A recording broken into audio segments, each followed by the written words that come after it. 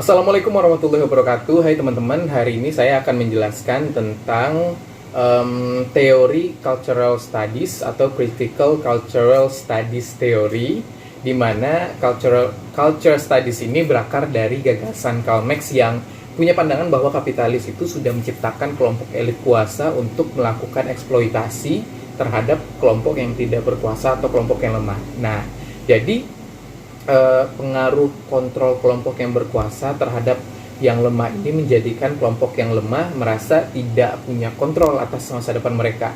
Dan teori ini menempatkan komunikasi massa harus memahami konteks kultur yang ada, bukan cuma mencari tahu tentang sesuatu.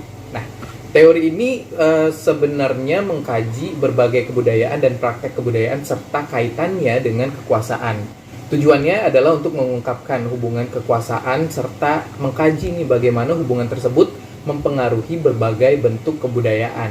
Itu bisa sosial, politik, bisa ekonomi, ilmu pengetahuan, hukum, dan lain-lain. Nah, culture studies ini nggak cuma merupakan studi tentang budaya yang merupakan identitas tersendiri yang terpisah dari konteks sosial dan politiknya. Kalau kita bicara karakteristik, culture studies ini ada 3 karakteristiknya. Jadi yang pertama adalah mengkaji bagaimana kebudayaan dan praktek budaya serta kaitannya dengan kekuasaan. Jadi ada 2 kata kunci, yaitu kebudayaan dan kekuasaan.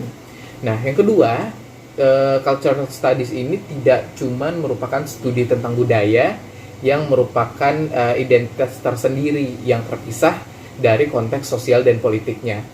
Dan yang ketiga, budaya dalam culture studies itu menampilkan ada 2 fungsi, yaitu merupakan objek studi maupun lokasi tindakan dan kritisme politik. Nah, culture studies ini berupaya untuk menobrak pengkotak-kotakan pengetahuan konvensional berupaya untuk mendamaikan dan mengatasi perpecahan.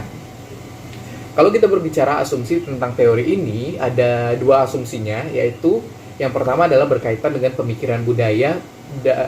Maksudnya berbagai bentuk-bentuk pemahaman di dalam sebuah masyarakat yang membantu orang untuk menginterpretasikan realita mereka.